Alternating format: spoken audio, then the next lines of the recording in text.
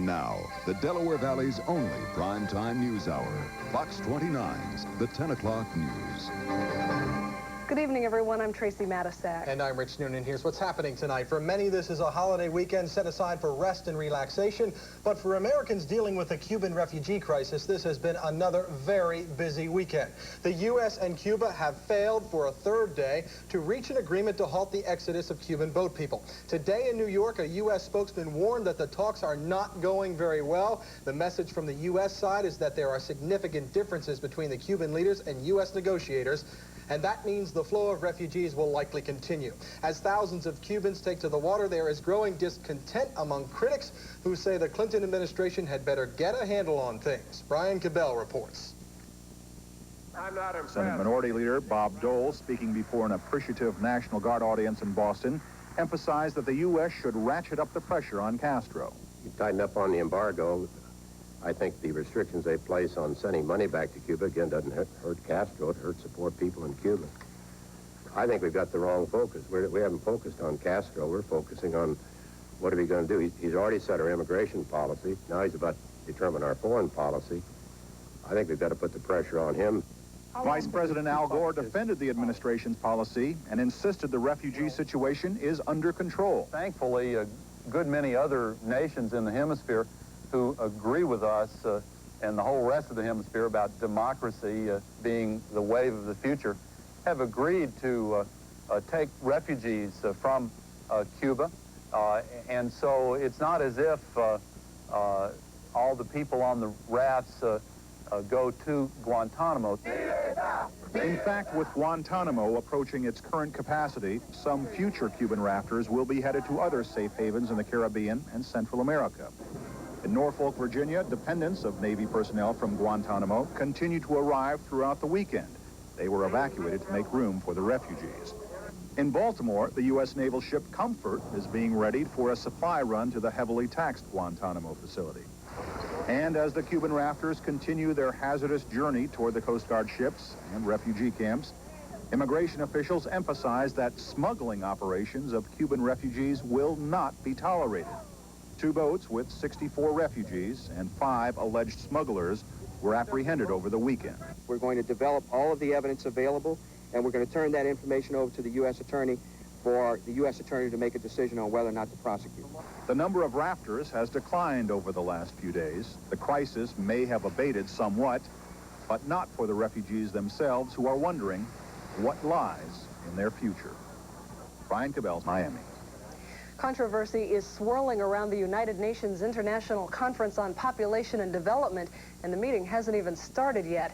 The conference opens tomorrow in Cairo, but already a battle is brewing over a plan designed to slow world population growth. The proposal reportedly includes language on sex education and family planning, possibly including abortion. That has drawn the ire of the Vatican, including one delegate from Camden, New Jersey. We think that the real challenge to the nations of the world is to expand ways to assist the developing nations of the world in using their own resources properly, in feeding their people, in ensuring education and health care to their people. In other words, the real challenge is development worldwide, not simply bringing down the numbers of population. The world's population of 5.7 billion people is said to be growing at the rate of 90 million a year. Here in the Delaware Valley, a firefighter took a fall tonight trying to put out a blaze at the old Schmitz Brewery in the Northern Liberty section. John Vaccarelli had to be lowered from the 4th story of the building by rope and pulley. Fire officials say he fell through a floor of the dilapidated structure. He was taken to Thomas Jefferson University Hospital, where he is being evaluated tonight. Wilmington police say a neighbor set the fire that killed a 29-year-old woman at the Driftwood Club Apartments Friday. Firefighters were able to contain the blaze to Sandra Lee Long's apartment, but were not able to rescue the woman. Police arrested 25-year-old Brian Steckel, a neighbor from the complex. They have charged him with first-degree murder, arson, and unlawful sexual contact. It is not known whether the two knew each other. A man is dead after a strange fire in the basement of a Norristown building. It happened on the 600 block of Swede Street just before 9 this morning. Fire officials found a small fire in the basement of the building that houses a law office and an apartment. They knocked down the fire in just 10 minutes, but found the body of a man who lived in the building on the basement floor. No name has been released. The cause of this blaze is still under investigation. A Bucks County man is recovering from chemical burns he suffered when a makeshift bomb exploded in his face. 69-year-old Robert Wright found what appeared to be a soda bottle sticking out of his mailbox this morning. He removed the bottle and was setting it on the ground when it blew up. Wright has since been released from the hospital. Police say they're still not sure what caused the bottle to explode or who put it in Wright's mailbox. Blood donors came in droves today to a West Philadelphia Red Cross center, and just in the nick of time. Inventories are traditionally low this time of year, and the agency had recently declared a blood emergency. But after today's show of support, things are looking up. Bryn Friedman reports. If everybody could spread down the hallway a bit. More than 150 members of the Greater Philadelphia Church of Christ gathered to help one of their own today with messages of hope and gifts of blood. She's a mom and she's got great kids, and we wanted to come out today and help her out. I have A positive blood, and that's what she needs. So, I'm ready to give. By giving blood in honor of Annette Daniels, a 37-year-old woman with cancer, these donors added nearly 150 pints of blood to the general supply. It couldn't have happened at a better time. The blood supply, particularly types O and B, fell dramatically this week. The Red Cross says where it's ideal to have 1,000 pints of blood on hand, at times they only had 100. This year is, I would say, not the worst year that I think that we've ever had, but it's certainly a relatively heavy year. At Children's Hospital, where trauma, childhood cancers, and leukemia quickly deplete the blood supply, donors like Wharton researcher Kathy Heister says she gives blood because it feels good. I love giving blood. I used to give blood when I was living in New York, and I've given over 2 gallons of blood in my lifetime. It's one of the best things you could do. The Red Cross and emergency workers like Tom Johnson agree, saying for every 1 pint of blood, 3 people can be saved. I kind of see both ends of the spectrum. I see the people giving it here at the center, and I can kind of, as they walk out the door, I can almost on behalf of the people that I see get the blood say thanks for them. In University City, Bryn Friedman, the 10 o'clock news. Coming up tonight, a gun in the hands of a child leaves a toddler fighting for his life. And patrolling the waters this Labor Day weekend to head off boating tragedies.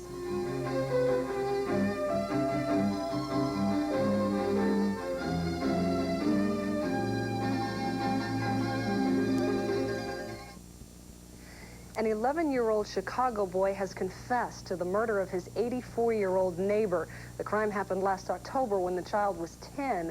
Police say the boy broke into the woman's apartment to rob her. She hit him with her cane and locked herself in the bathroom. The boy told police he broke down the door and slashed her throat. Last week, another 11-year-old was accused of murder in Chicago. He was later killed by gang members. In Yonkers, New York, an 8-year-old accidentally shot his 3-year-old cousin while playing with a gun. Police say the boy's mother left the gun lying around. Detectives say the 2 boys were watching television when the 8-year-old saw the gun on top of the TV set. He started playing with it, pointed it at the cousin, and fired point-blank range. The toddler is fighting for his life tonight with a bullet lodged in his brain. The 8-year-old's mother is under arrest, charged with endangering the welfare of a child. International news tonight. In Ireland, an outlawed Protestant group has claimed responsibility for a car bomb that exploded outside the offices of the political wing of the IRA today. No one was injured in the blast, which came on the 4th day of the IRA's ceasefire. In a message to Belfast news organizations, the attackers made reference to an IRA bomb attack during a 1991 ceasefire. IRA officials say the explosion will have no effect on their efforts toward peace. Tough talk on Haiti today from Vice President Al Gore. He said the world community has made it clear that the military rulers must go. And if the regime doesn't bow to pressure, the U.S. may invade. The U.S. had already agreed to lead a multinational force to restore order when military leaders stepped down. Mr. Gore was asked why the U.S. is not considering an invasion of Cuba. He said they are starkly different cases and did not elaborate. Labor Secretary Robert Reich says U.S. workers have reason to celebrate this Labor Day weekend. He says 3 million new jobs were created last year, and personal income has risen by 6.3%. He credited President Clinton's economic policies for getting things on the right track. The first strategy, the first goal of the Clinton administration was to get our economic house in order, to get the macroeconomic house in order, to reduce the budget deficit, the huge debt we inherited, to make sure that we got jobs back. Over the past year, we've had 3 million new jobs being created. That is a good, major step in the right direction, but we still have a lot to do. That is the quality of the jobs. Bryce says the administration will place more emphasis on training programs in the future so workers can get high-tech skills for better-paying jobs. The holiday weekend not only puts more of us on the road, it also puts more boaters in the water. Today, Kathy Matusiak went for a ride with the police who patrol some of those waters. This is their beat, working the water, 24 hours a day, 365 days a year. 19 officers, 9 boats patrolling the Delaware River. I've received, we're going to head down towards the mouth of the Rancocas. They are New Jersey state troopers, better known to boaters as Marine Police. Personally, I just like being out on the water, just working on the water, and I enjoy being on boats. In fact, Sergeant Spence has never worked out of a patrol car. He's been on the water for 7 years. But his partner has worked the road, and he knows the water presents its own challenges. There's no street lights out here, so it gets dark, it's dark. So people get confused where they're at a lot of times. And the more people on the water, the more hazardous conditions get. The biggest challenge for Marine Police this summer has been enforcing New Jersey's new boating regulations, specifically new rules for water skiers and tougher sanctions for boating under the influence. Police say most people they stop respond understandably, like these boaters today from Wildwood, who were checked for equipment violations. But police can never let down their guard. You get a feeling from the person you're stopping how things are going. Out here, you talk about weapons. Every boat has a knife. They're either cleaning some fish or cutting some line, so there's always a weapon in the area you have to be careful of. Tragedy on the water can strike at a moment's notice. Sergeant Valorio was one of those on the scene in July when a water skier died instantly after his rope got caught in his boat's propeller. Navigating the water requires just as much attention as driving a car, police say. Just a little common sense and a lot of common courtesy. On the Delaware River, Kathy Matusiak, the 10 o'clock news. Coming up, vandals desecrate the grave of Pennsylvania's only president. And later in sports, the Eagles' new season begins with a whimper. Carl Churkin takes us around the NFL on Sports Sunday.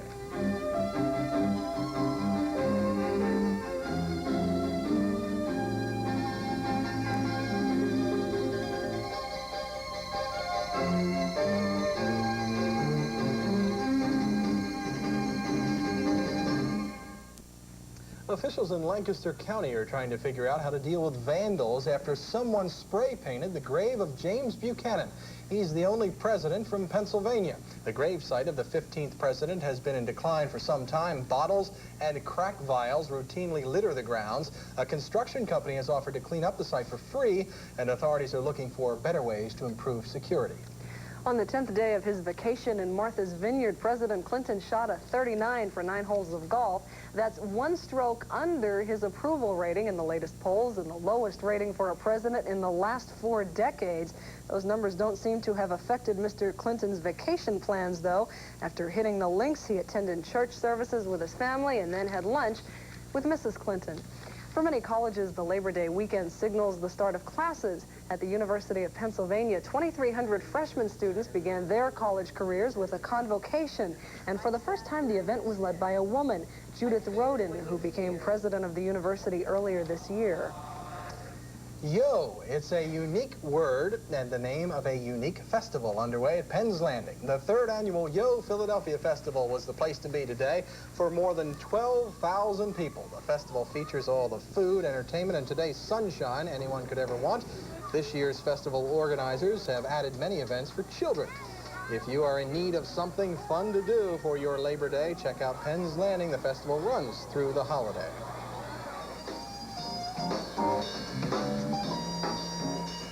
It was a festival of jazz on South Street today. The premiere of the Sizzlin' Sunday Jazz series was a hit. It's the kickoff for a hot new jazz series that will feature performances every Sunday in September on South Street. The series is part of the 3rd annual 7 Arts Festival, which celebrates artists of all kinds. All of the shows are free. Last year, over 200,000 people visited the 7 Arts events, and I'll get that number right. And probably a better bet than being at the shore today, Steve. A little breezy out there Yeah, today. it's breezy today, and it is not going to get better. It's going to get much worse before it gets better. Folks, a few clouds, a few breezes, cool temps, they help our weather watcher, James Brown. Yes, friends, James Brown became the godfather of knickknacks. The clouds are up there blocking the sun, but it's bringing the people out to look at my knickknacks, not knowing whether they're going to buy any or not, hoping that they can get in the mind to buy some instead of looking. And if the day stays like this, it'll be nice. Good evening, everyone. Our weather watcher, James Brown, told you about it. A little breezy out there, a few clouds. And the breezes are what we're concerned about because a major storm is developing off the coast. It's not going to bring us any rainfall, but what it is really going to kick up the winds and kick up the water, particularly down at the shore. Let's see how things went for today. Really not too bad overall. 72 and 57 still our temperatures. Not just us, everyone on the eastern seaboard, way below normal for this time of the year. 81 and 63 is where we're supposed to be. Records not in jeopardy of 93 and 52 respectively. Sun up 6:32 tomorrow. It'll set on your Labor Day holiday at 7:27. Right now at the National Weather Service, 64 degrees, 52% humidity, 30.24 on the barometer holding steady. A light easterly breeze at 5 miles an hour. Our weather observers around the area and our current conditions around the area really vary depending on how much wind and how much cloud cover. Reading, for instance, 63, 65 in Doylestown, but Morristown at 58 right now, Toms River at 58, Atlantic City at 51, down at Rehoboth Beach 62, Wilmington has 61. What we are concerned about really isn't this area or even this cloud cover that we have. We're concerned about all this cloud cover here. What we have is a deepening low that right now is sitting off the eastern seaboard about 250 miles east of Cape Hatteras, North Carolina. What it's doing is bringing a lot of shower activity to the ocean. So that's not really any problem. It's going to bring some showers tomorrow to the northeastern United States. It's also bringing some cloud cover. We'll see a little bit of that tomorrow as well. But what it is doing is really kicking up things in the water right now. There is a coastal flood warning down at the shore, gale warnings, also rough surf advisories. Take a look at tides, a foot to a foot and a half above normal this evening, 2 to 2.5 feet above normal for tomorrow. Look for beach erosion. This is some serious stuff. If you're going to do any swimming tomorrow, make sure you are experienced because the waves and the tides are really going to be kicking up in the ocean for tomorrow. No shower activity. Really don't have anything to worry about. You can see the shower activity we do have. Yeah, there it is. It's out into the ocean. Not really anything all that bad. What we do have to worry about is this stuff that's here going through the central part of the U.S. It's going to get here about Tuesday night, bring us some showers by Wednesday. But right now, this low that's sitting in the northern part of Nebraska is pushing a lot of warm tropical air into the Midwest and bringing them a lot of shower activity. In our area, things cool. The folks up Mount Washington, New Hampshire, 28 degrees last night, set a record, and also brought them some very cool temperatures for this time of the year. Hastings, Nebraska, very heavy rainfall today, almost 3.5 inches over the course of the past 24 hours. You can see a lot of shower activities in the Southlands. Now, you take a look tomorrow on the eastern seaboard. This low continues to move to the east, fair and cool behind it, but some shower activity and also some clouds connected with this pattern as well. So it'll give us a partly sunny day for tomorrow. Temperatures cool on the eastern seaboard. New York City at 71, 62 in Boston. Atlanta only 80, 79 in Charlotte, North Carolina. Cincinnati only 73, 75 in Detroit. You get west and it gets a little bit warmer. For instance, Oklahoma City at 87, 94 right now, or I should say for tomorrow in Houston, 82 in Albuquerque. Around the shore, don't forget, there's that coastal flood warning, a rough surf advisory, and a gale warning, 70 for their maximum tomorrow. Not too bad as far as skies go, but 68 up in the Poconos. Partly cloudy, breezy, low of 60 for us tonight. Those winds kicking up 10 to 20 miles an hour. Tomorrow, a partly sunny day. It'll be windy, 20 to 30 mile an hour winds tomorrow evening. You can look for mostly clear skies, less windy, low 57. Now, the next several days, again, we have that chance for showers about Wednesday, but then after those showers pass, behind that front, things are looking kind of nice. Temperatures in the mid to upper 70s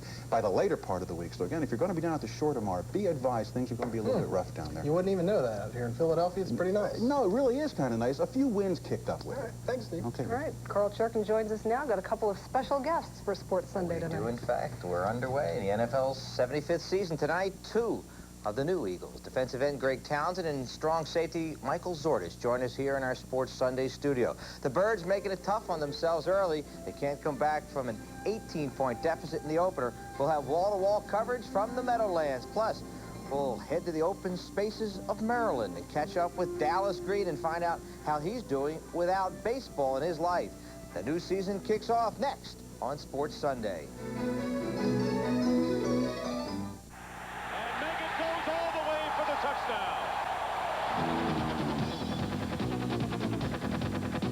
Time now for Sports Sunday. Here's Carl Jurgen. Good evening, everybody. The Eagles' regular season started much like the preseason ended. Some questionable tackling, as you saw briefly on that Dave Mega touchdown run. Too many special teams breakdowns, too little consistency, and too little production on offense. It all adds up to a 28-23 Giants victory on opening day at Giants Stadium. Number 56, the now retired Lawrence Taylor, remains a Giant presence in the locker room and all over the Meadowlands, too, where Dave Brown has moved in at quarterback for salary cap casualty Phil Simms. On the New Yorkers' first possession, Mark McMillan intercepts and returns it to the 38-yard line. But 4 plays later, the Birds turn back on 4th and 1. Vaughn Hebbard inches short, and the Giants take over. Eagles defense holds the Giants kicking away, but watch what happens as Jeff Seidner tries to get the bouncer on the run. Dave Meggett recovers, and the Giants have the ball at the 21-yard line. They bank it down to the 1. Don't get in on this play. Britt Hager blasts Rodney Hampton back. Hampton 85 yards on 21 carries, and that touchdown on the next play, and it's 7-0 Giants. Still in the first quarter, watch Meggett field the punt on the move. He heads down the far sideline. Now the punter, rookie Mitch Berger, has a shot at him, but watch what happens as he wraps both arms around him, but doesn't make the tackle. Somehow Meggett escapes a 68-yard return for the touchdown, and it's 14-0. That hole's getting deeper. Eagles get the first of 3 Eddie Murray field goals early second quarter. Then on 1st and 5, McMillan buys the fake. Chris Callaway running the sideline and up, and it's see you later time. A 51-yard catch and run, 21-3 Giants. Late second quarter, Randall Cunningham hits Herschel Walker on the quick post, and he sprints a career best 93 yards on that connection. Former Eagle Jesse Campbell has the angle on him. Walker is down at the 1. They go -2 yards on the next 2 plays, but then Cunningham to tight end Mark Favaro from 3 yards out, and the Birds are back in at 21-10. The Giants lead at the half. Another Murray field goal cuts the deficit to 8 early third before Meggett breaks loose again, weaving 26 yards through the Eagles' defense to lengthen that lead to 28-13. Now, the final stat sheet is misleading. Cunningham, although sacked 5 times, hit on 20 of 39 passes for 344 yards and 2 touchdowns, including that 10-yarder to Calvin Williams with 1:17 left. Time for Eddie Murray to attempt the onside kick. Now, the Eagles have a shot, but the Giants hold on. The final count, 28-23. Even though the Eagles outgain them by 105 yards, they can't stop the Giants when they have to today.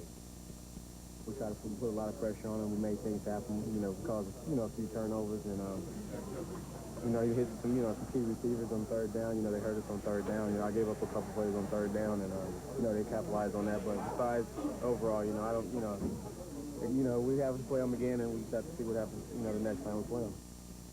Their next get-together, December 18th at the Vet, but let's head back to the Meadowlands one more time as Bill Perry wraps up this week of preparations and distractions, culminating in an 0-1 start for Rich Kotite and the Eagles. Last week's salary cap controversy was last week. All that went on last week had absolutely nothing to do with losing today, all right? The Eagles did what they needed to early. Mark McMillan, who otherwise had a horrible day, had an interception. But special teams mistakes put the Eagles in a quick 14-point hole.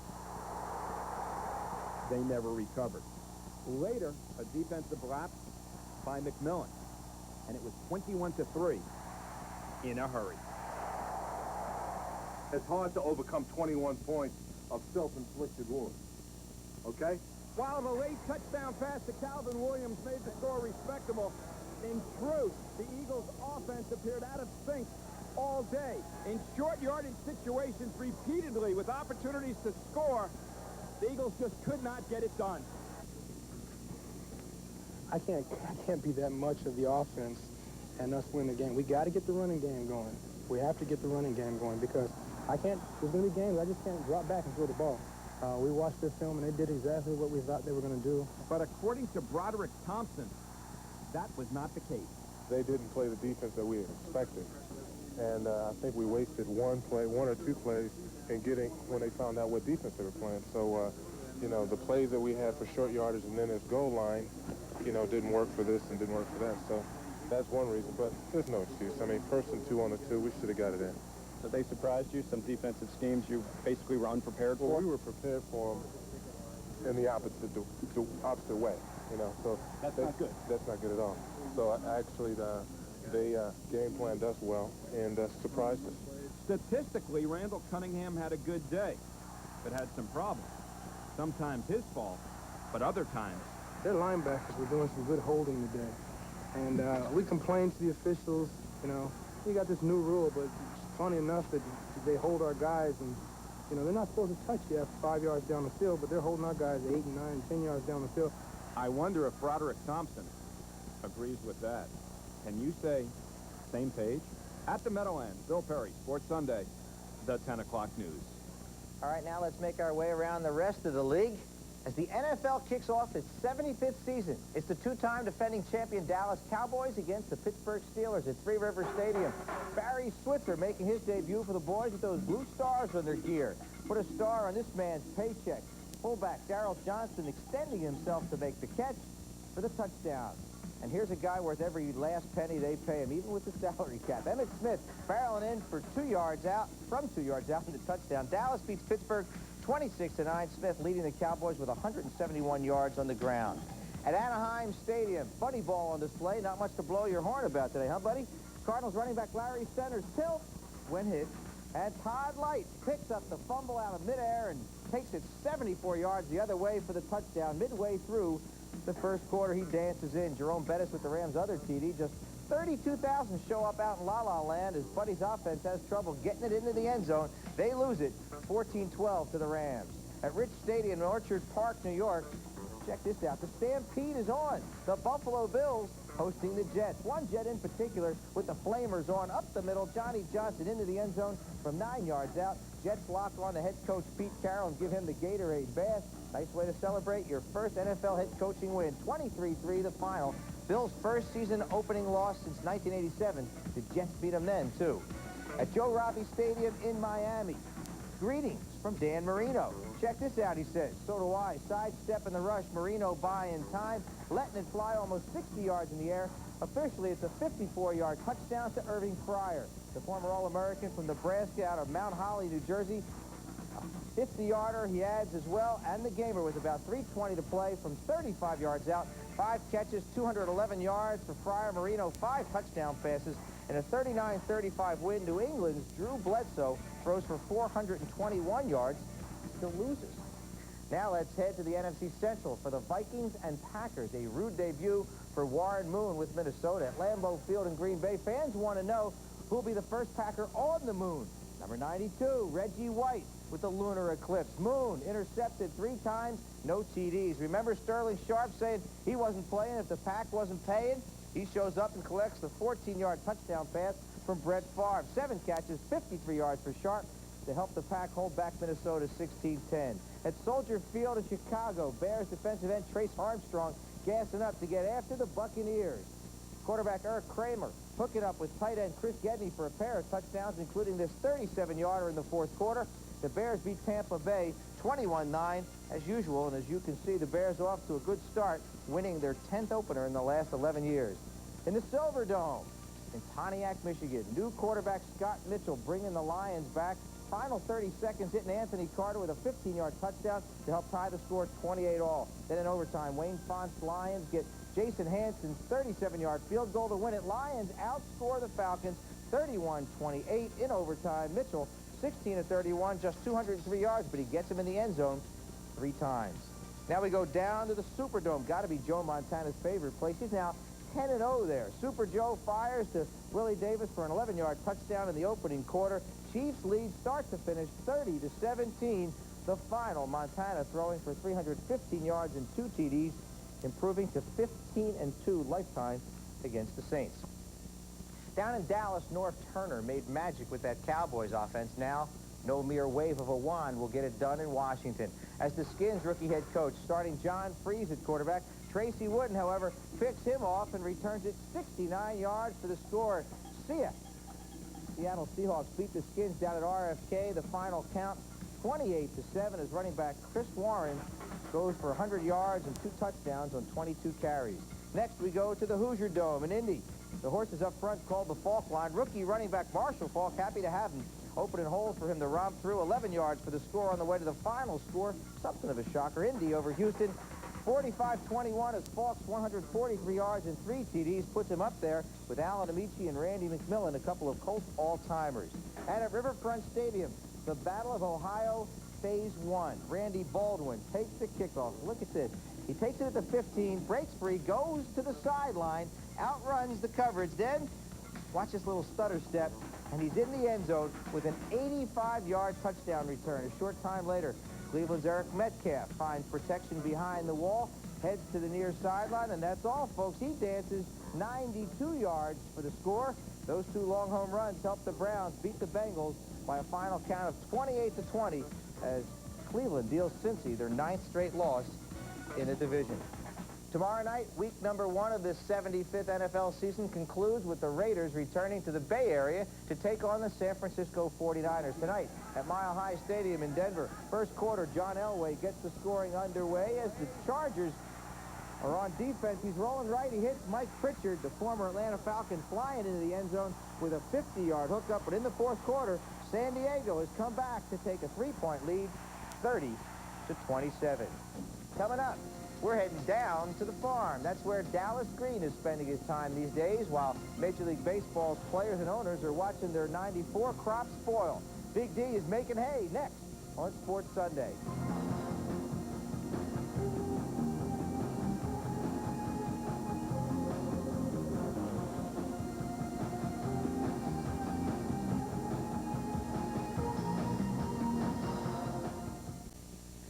Welcome back to Sports Sunday. At the U.S. Open, a 30-year-old tennis player is old. Halfway through the 94 Open, 30-year-old Roger Smith, a qualifier from the Bahamas, was the oldest player still going. Now he's going too. It's all up to the youngins now. At the National Tennis Center in Flushing, Queens, some things really are bigger than life.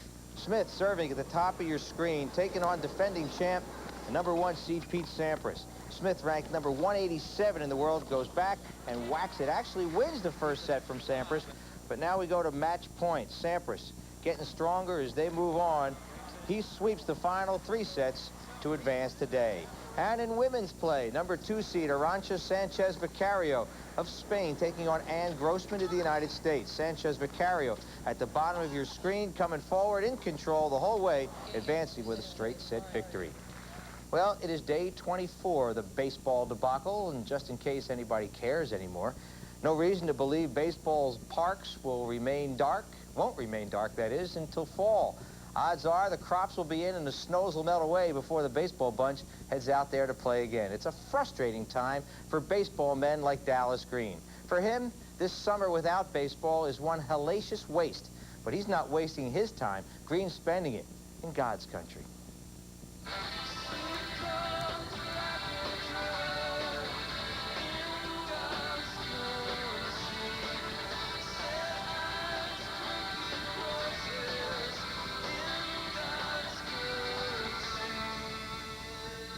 This is Dallas Green country, a world apart from where he usually spends his summers. No Francos or Bobby Bows here, but Billy and Ushi do keep the skipper going. It's an opportunity to get on a tractor and just get out there and let nature do its thing. It's a great opportunity just to come out and relax and enjoy what God's given me as a human being. I appreciate what baseball has given me because I wouldn't have this place without baseball, and I know that. The former Phils and current Mets manager misses the game terribly. Almost 4 weeks into the strike, he still wakes up every day thinking he should be on his way to the ballpark. Instead, Green's daily lineup is filled with chores down on the farm. I don't sit out here and wonder what's going on because there's nothing I can do about the negotiations, and I have to accept what is going on because I don't have any input and I don't have any way of having input. So I come out and flush it out, get rid of it. The other day, Dallas talked with Jim Fregosi and shared opinions on being forced to vacation in mid-season.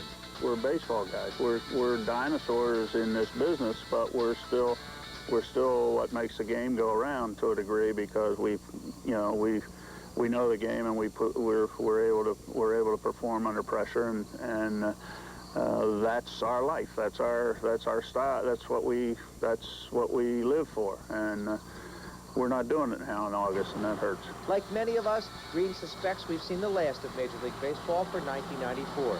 And despite his disappointment in that reality, Dallas Green deals with it philosophically. Over the years, animosity has built up, and stubbornness, arrogance, whatever adjective you want to say in a negative term, it has certainly built up, and I think this is deep-rooted, deep-seated, and as a result of that, you've got two very stubborn sides that really fail to look past their own problems and say, hey, the game is what this thing is all about. It's what has given all of us what we have.